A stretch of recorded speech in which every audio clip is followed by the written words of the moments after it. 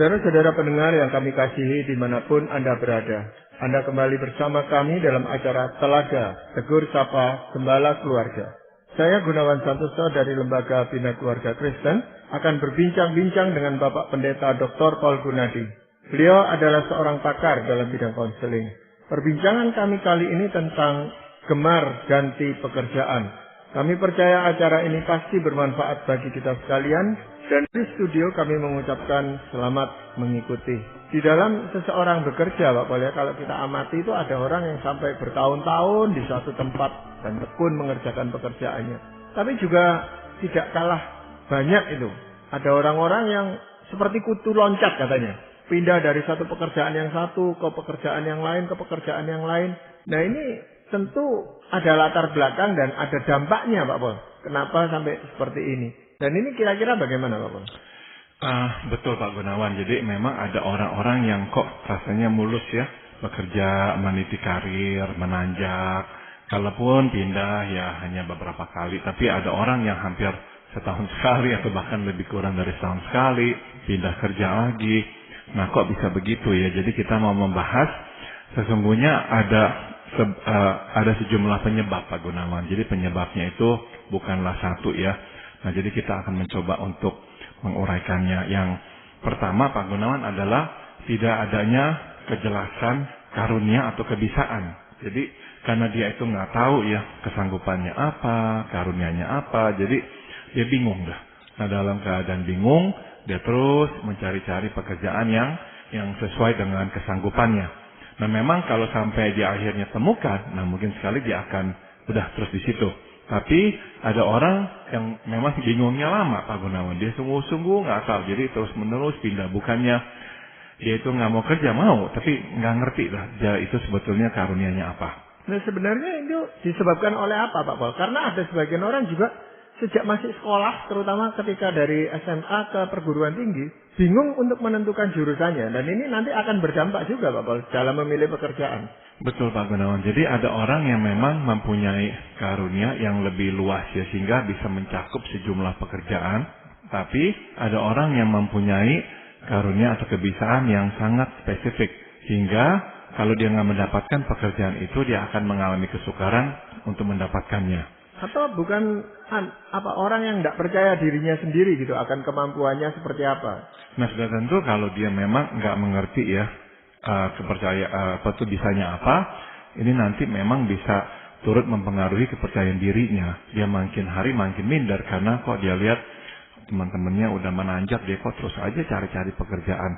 Jadi ya memang itu bisa mempengaruhi. Tapi saya kira ya itu juga bisa kebalikannya, yaitu karena dia nggak punya kepercayaan diri, jadi apapun yang dikerjakannya dia nggak rasa dia mampu.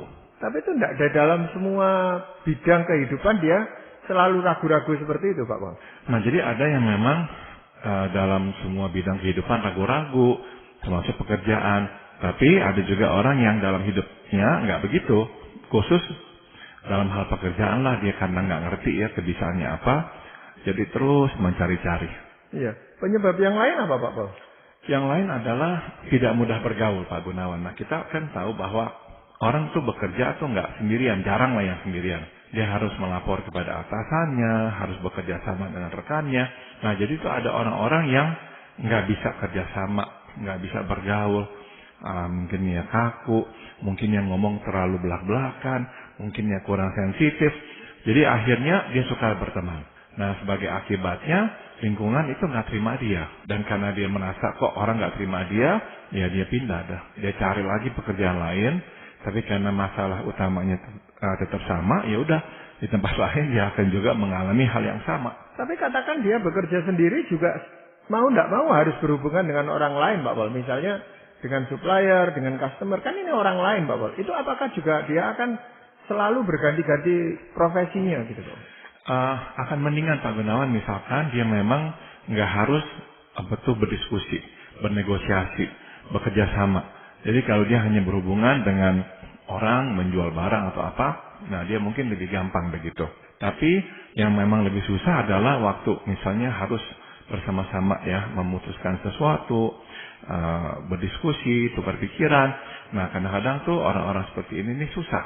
Dan cenderungnya ya karena itu kan teman kerja, dilihatnya nggak ramah. Kalau sama orang lain, ya mungkin orang itu datang pergi lagi, nggak apa-apa. Tapi kalau dengan rekan kerja yang setiap hari bertemu dengannya, tapi sikapnya kok nggak ngomong enak, kalau ngomong juga kadang-kadang terlalu to the point, jadi menyinggung orang, akhirnya dijauhi oleh teman-temannya. Tapi sebenarnya kemampuan bergaul ini sangat dibutuhkan, Pak. Walaupun dia bekerja sendiri, bernegosiasi dengan para suppliernya, negosiasi dengan customernya. Kalau enggak kan sulit customer mau mendekati dia. Betul, dan akhirnya ya kalau mereka lihat, aduh kok susah deh dagang sama ini orang, berurusan sama ini orang, ya mereka akan cari orang lain. Penyebab yang lain mungkin masih ada, Pak? Yang lain adalah mudah bosan. Ada orang yang memang ya sungguh-sungguh nggak bisa bertahan berlama-lama di suatu pekerjaan. Nah, kenapa kok begitu? Ya dia mudah bosan. Jadi dia senantiasa menginginkan sesuatu yang baru. Dia kerjakan apapun, udah mulai dikuasainya, udah mulai dikenalinya, hari lepas hari akan sama. Ya namanya juga pekerjaan kan jarang yang beda. Dan jadi akhirnya dia nggak tahan, dia bosan, dia mau pindah. Nah ini memang yang lebih sulit Pak Gunawan, karena ya jiwanya yang cepat bosan itu tuh memang menyulitkan dia untuk mengerjakan apapun dah. Ya kadang-kadang kebosanannya bukan hanya terhadap pekerjaan, Pak. Terhadap teman-teman sekerjanya dia juga bisa bosan itu. Bisa. Jadi akhirnya ya dia udah kenal orang-orang ini, udah nggak ada minat lagi untuk meneruskan persahabatan, mulai menjauhkan diri, nggak rasa pentingnya untuk bergaul dengan teman-teman. Nah itu kan bisa menjadi penyebabnya juga, teman-teman akhirnya juga menjauhkan diri dari dia. Nah itu sebenarnya kan masalah dia pribadi yang seharusnya bisa lihat bagaimana dia mengatasi kebosanannya itu dengan berkreasi dan sebagainya gitu, Pak Paul.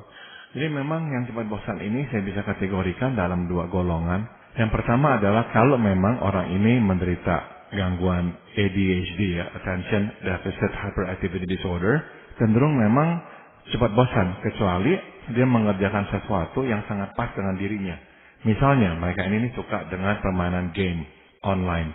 Nah udah dia bisa main, dia bisa ciptakan game misalnya dan nggak bosan-bosan gitu.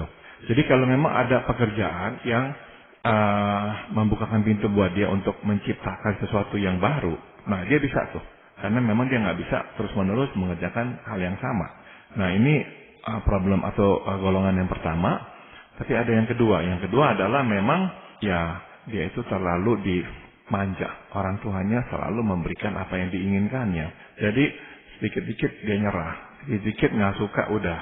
Orang tuanya nanti yang pusing-pusing kerjain, atau carikan jalan keluar. Nah jadi dia nggak terlatih untuk bisa memang bertahan di dalam situasi yang tidak disukainya.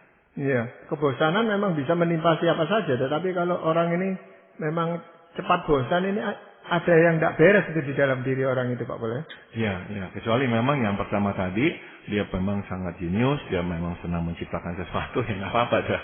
Tapi memang ada orang-orang tertentu itu yang tidak senang kalau dia berada di belakang meja, Pak Boleh. Jadi memang dia akan memilih pekerjaan yang keluar kantor dan sebagainya, keluar kota, bahkan keluar negeri dan seterusnya, daripada dia harus di belakang meja terus-menerus, Pak Pol. Apakah ini juga termasuk orang yang bosenan atau bagaimana, Pak Pol? Enggak, ya lain lagi Pak Gunawan. Jadi orang yang cepat bosan, misalkan lah ya, dia itu kerjanya 30% di belakang meja, karena harus ada yang dia kerjakan, tapi 70% di luar, di jalan ke sana ke sini, ngurus ini itu, bertemu dengan orang ini orang itu.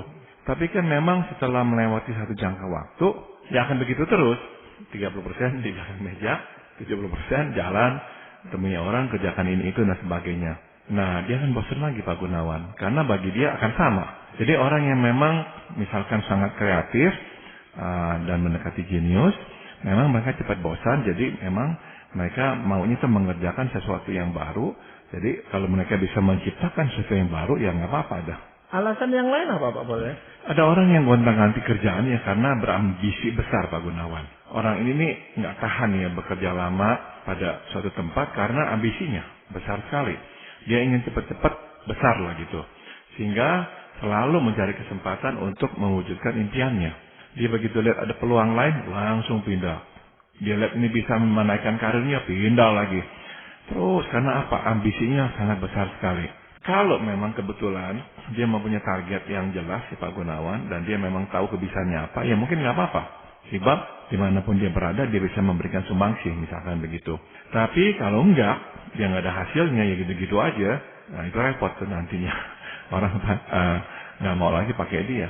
Tapi sebenarnya di dalam pekerjaan itu kan selalu dibutuhkan orang yang punya ambisi gitu Pak Pol. Sehingga dia bisa maju dan membawa perusahaan itu maju gitu Pak Pol. Nah ini ambisi yang seperti apa yang bisa menyebabkan dia gonta-ganti pekerjaan terus ini? Misalkan ya memang dia melihat pekerjaannya yang sekarang ini nih bukanlah titik akhir dari karirnya ya. Dia mau misalkan mempunyai misalnya pabrik sendiri. Ya, jadi itu targetnya dia tuh. Jadi dia bekerja, dia mau cari koneksi. Orang-orang yang mungkin nanti mau kerjasama dengan dia, memodali dia dan sebagainya. Nah dia udah masuk, dia nggak lihat ada orang yang mau dan bisa menolong dia. Udah dia cari lagi yang lainnya, cari lagi siapa yang bisa mungkin diajak kerjasama, memodali dia atau apa. Jadi ada orang-orang yang akhirnya karena terobsesi dengan ambisi ya akhirnya nggak bisa kerja lama pada satu tempat. Yang sering saya jumpai itu mereka yang ya memang terkait dengan ambisi, yaitu gaji yang lebih tinggi daripada gaji yang dia terima sekarang gitu Pak Pol. Ya itu adalah salah satu motivasi yang lain kenapa orang pindah kerja juga, yaitu karena memang yang menginginkan gaji yang lebih besar. Dan memang kadang-kadang ya itu ya nggak apa-apa ya, sebab gaji kita kan memang nggak selalu cukup ya. Jadi kalau ada kesempatan kita bisa mendapatkan pekerjaan dengan gaji yang lebih besar ya kita memang akan tergoda untuk pindah. Tapi sekali lagi ya kita mesti berhati-hati ya, karena kalau kita terus-menerus gonta-ganti kerjaan karena ada ambisi yang begitu tinggi, takutnya nanti malahan ya kita nggak bisa mendapatkan pekerjaan lagi. Ya padahal itu selisihnya juga kadang-kadang tidak terlalu besar, tapi ya hanya dia ingin mendapatkan sesuatu yang lebih, maka dia rela pindah gitu. Ya, ada yang begitu juga memang. Ya, jadi memang ya kita nggak harus berhati-hati ya dalam hal gonta-ganti pekerjaan ini Pak Gunawan. Ya, jadi bukan hanya dari segi karier, tetapi juga dari segi penghasilannya ini, Pak Pol. Betul. Alasan yang lain apa, Pak Pol? Yang terakhir adalah ketiadaan arah hidup yang jelas ya. Artinya dia bekerja tanpa mengerti tujuan hidupnya, sehingga ia kerap merasakan kehampaan, Pak Gunawan. Akhirnya ia berhenti dah, karena tidak dapat lagi menikmati pekerjaannya. Dia pindah kerja berharap bahwa kali ini dia akan lebih terpenuhi, tapi ternyata ya tidak juga. Kenapa ya? Karena memang dia hanya kerja untuk kerja. Dia nggak punya tujuan hidup. Jadi ya lama-lama kehilangan kenikmatannya. Buat apa sih hidup? Buat apa sih kerja? Gini-gini aja. Nah ini adalah ciri orang yang nggak punya kerangka atau tujuan hidup yang jelas. Misalnya bagaimana contohnya tujuan hidup ini Pak? Begini Pak Gunawan, misalkan kita ini mempunyai tujuan hidup yang jelas bahwa kita ini dipanggil Tuhan untuk membawa kemuliaan bagi nama Tuhan. Nggak bisa enggak tuh waktu kita bekerja kita akan fokuskan pada nantinya bagaimana bisa membawa kemuliaan bagi nama Tuhan. Saya ingat waktu saya itu masih kuliah, saya itu bingung mau pilih bidang apa, saya nggak ngerti. Nah kemudian saya ikut pemahaman Alkitab dan di situ si pembimbing mengajarkan kepada saya bahwa tujuan hidup adalah memuliakan nama Tuhan. Nah saya merasakan sekali kedamaian Pak Gunawan, karena tiba-tiba saya berkata, nggak apa-apa, saya jadi apapun nggak apa-apa. Selama tujuannya itu jelas, yaitu untuk membawa kemuliaan kepada nama Tuhan. Nah jadi ini nih yang menjadi motor atau motivasi saya untuk hidup, untuk bekerja. Ya, saya mau membawa kemuliaan bagi nama Tuhan. Nah orang-orang yang nggak punya ini, dan nggak punya tujuan hidup, akhirnya ya bekerja, tapi rasanya capek dan bosan karena memang nggak ada arahnya. Buat apa semua ini? Tapi ada sebagian orang itu yang walaupun punya tujuan hidup untuk memuliakan nama Tuhan, tetapi di satu pekerjaan, pada mulanya itu dia merasa di situ dia bisa memuliakan nama Tuhan. Tapi setelah bekerja ya katakan setengah tahun atau kurang dari setahun, dia merasa tidak cocok lagi gitu Pak Bang. Lebih baik kerja di tempat lain di mana saya bisa memuliakan nama Tuhan. Sehingga akibatnya juga dia seperti kutu loncat juga. Iya, jadi ya kita jangan sampai ya mengatasnamakan semuanya pada nama Tuhan ya, padahalnya ya bukan ya, tapi mungkin sekali masalahnya ada pada kitanya lah yang cepat bosan atau apa. Jadi ya mestilah jelas ya tujuan akhir hidup kita ini, sehingga apapun yang kita kerjakan hanyalah mendekatkan kita pada tujuan akhir itu. Iya, kalau orang yang suka gonta-ganti pekerjaan seperti ini, akibatnya apa Pak Bang? Nggak bisa enggak ya, pola ini nih berpotensi merusakkan masa depan Pak Gunawan. Akhirnya tidak ada orang yang bersedia menerimanya sebab takut ya, dia nanti nggak akan bertahan lama. Jadi daripada membuang waktu melatihnya, udah dah lebih baik menolaknya, mencari orang lain yang lebih menunjukkan kestabilan kerja. Nah itu sebab penting bagi kita ya untuk mempersiapkan diri sebaik-baiknya sebelum memulai bekerja, Pak Gunawan. Ya, dengan dia bergonta-ganti pekerjaan, Pak Paul, itu sebenarnya kelihatan di kurikulum vitae-nya dia. Kalau dia melamar itu lalu setahun di sini, setahun di sini. Memang ini menimbulkan pertanyaan bagi orang yang mau merekrut dia. Ya. Tetapi dengan baganya dia berkata, loh, pengalaman saya banyak ini. Gitu. Jadi saya bisa manfaatkan pengalaman yang sekian banyak dan relasi yang sekian banyak untuk bekerja di sini gitu. Ya, memang itu ya seolah-olah nilai jual ya Pak Gunawan. Tapi saya kira hampir semua ya perusahaan itu lebih menekankan kesetiaan dan kestabilan dibanding dengan sumbangsi seperti apa gitu yang dia banggakan. Karena tetap ya kebanyakan perusahaan itu tuh membutuhkan adanya kestabilan. Kalau orang gonta-ganti masuk keluar itu akan sangat mengganggu kinerjanya. Jadi kebanyakan saya kira ya manajer atau direktur akan mencari orang yang stabil. Iya. Bagi orang yang suka berganti pekerjaan seperti ini, sebenarnya apa yang bisa dia lakukan untuk mengurangi tingkat kepindahannya ini, Pak Paul? Saya kira langkah pertama adalah ya sebelum kita nanti memulai kerja lagi, cari kerja yang lain lagi, pastikanlah bahwa pekerjaan yang kita cari merupakan pekerjaan yang sesuai dengan karunia yang kita miliki. Jadi jangan cepat-cepat berkata, nggak apa-apa lah, ambil aja dan nanti lagi dah. Jangan. Kalau bisa memang ya bersabar sedikit, benar-benar coba cari pekerjaan yang kita tahu sesuai dengan kebiasaan kita. Sebab kalau kita kerja, pindah misalnya ke tempat kerjaan yang lain, terus ini juga bukan sesuai dengan kebiasaan kita, biasanya nanti kita juga nggak tahan lama, kita berhenti lagi. Jadi kita mesti putus siklus itu dengan memastikan apa kebiasaan kita dan cari kerjaan yang lebih sesuai. Iya, bagi orang yang kesulitan menemukan di mana minatnya, itu kan ada tes untuk mengetahui minat dia, betul Pak? Iya betul. Itu menolong tidak Pak? Menolong. Jadi memang kalau dia sama sekali nggak ngerti, ya pergilah ke seorang psikolog dan mintalah dites supaya informasi ini bisa menolongnya nanti mencari pekerjaan yang lebih sesuai. Nah itu biasanya yang ditanyakan apa Pak? Ada beberapa Pak Gunawan misalnya nih ya, kita ditanyakan sifat kita, kepribadian kita apa, ditanyakan juga apa tuh yang kita biasa lakukan dalam pekerjaan sebelumnya, apa yang kita sukai dengan pekerjaan itu, dan waktu sekolah apa tuh bidang yang kita juga bisa dan kita juga sukai, dan juga ya mungkin kita mau melihat pengaruh dari orang tuanya, apakah ada penjurusan tertentu, apakah orang tua juga punya kebiasaan tertentu, sebab seringkali juga anak mewarisi kebiasaan orang tua. Jadi dari semua itu nanti digabung dan dianalisis kira-kira apa tuh kebiasaannya. Iya. Hal yang lain apa Pak Paul? Apabila kita nggak berhasil mendapatkan pekerjaan yang sesuai dengan karunia yang kita miliki, nah udah dah sebaiknya ya kita memilih pekerjaan yang tersedia. Jadi setelah kita cari-cari nggak ada juga, ya udah terimalah kerjaan yang tersedia.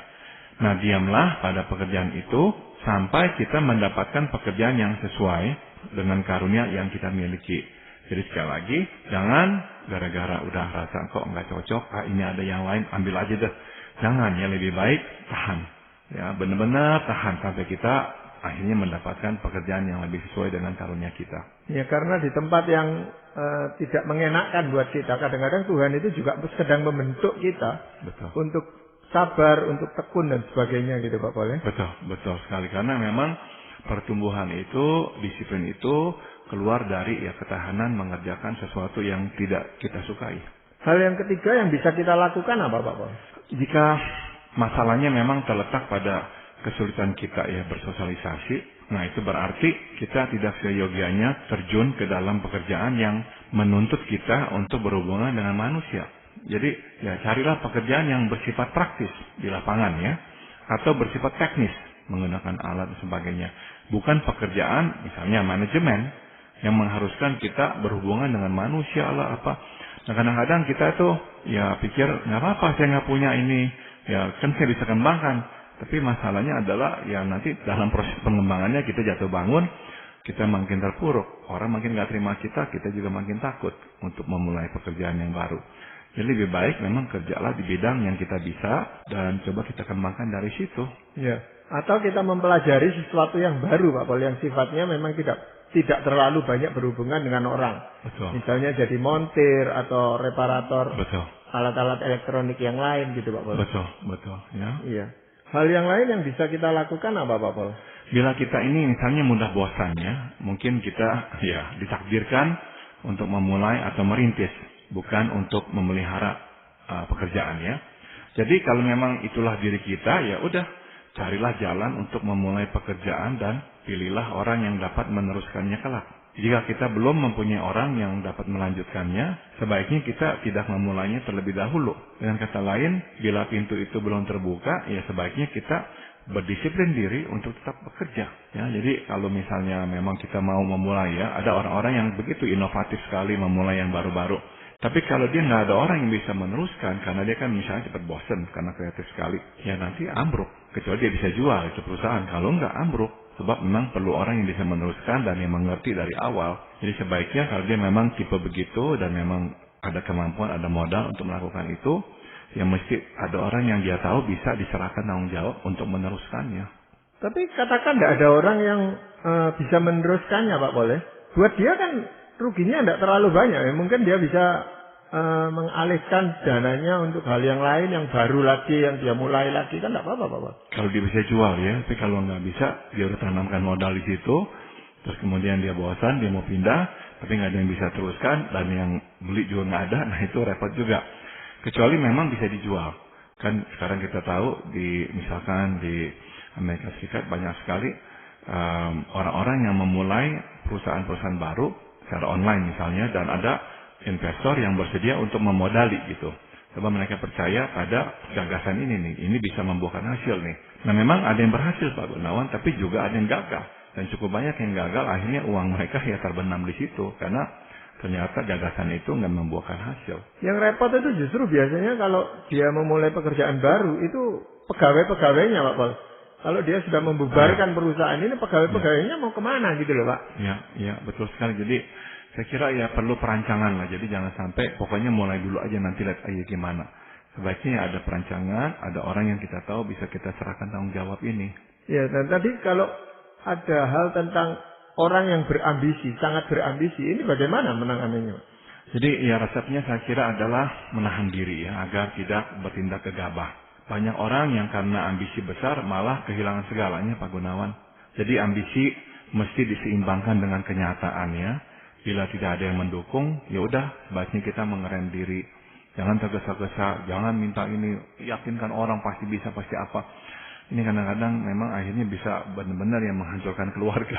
Ya, mestinya bisa bertanya kepada teman atau orang yang dekat dengan dia. Sebenarnya ambisinya ini realistis atau enggak sih gitu loh Pak Bos. Idealnya gitu. Kalau memang dia bisa dengarkan, ya itu baik. Tapi kadang-kadang orang yang berambisi besar susah mendengarkan orang Pak Gunawan. Meskipun udah berkali-kali jejak rekamnya menunjukkan dia seringnya amblas gagal. Tapi ada orang yang makin amblas, makin sering gagal, kayaknya itu makin terpanggil, ini kali pasti benar nih, ini kali pasti bisa nih. Jadi memang yang kita bilang ini adalah kepribadian seperti berjudi gitu. Mirip. Pokoknya ini kali mungkin aja nih hari keberuntungan saya. Tapi ya akhirnya habis semuanya. Tapi kan orang itu sebenarnya tidak perlu mematikan ambisinya.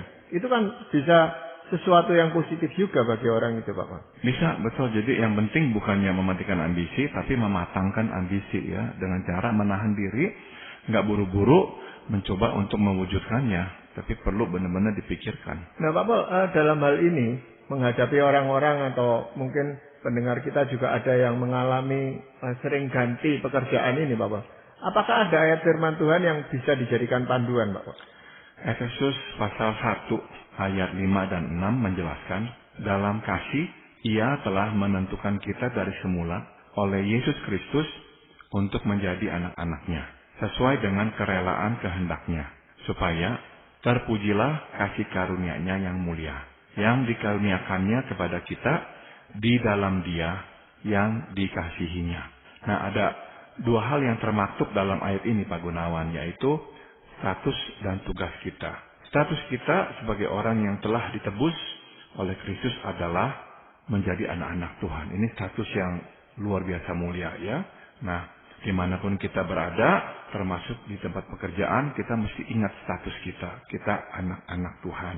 Kedua, kita diserahkan tugas untuk membawa kemuliaan bagi kasih karunia Tuhan yang mulia. Jadi setelah diberikan status anak-anak Tuhan, kita diberikan tugas membawa kemuliaan bagi nama Tuhan, bagi nama Bapa kita yang di sorga.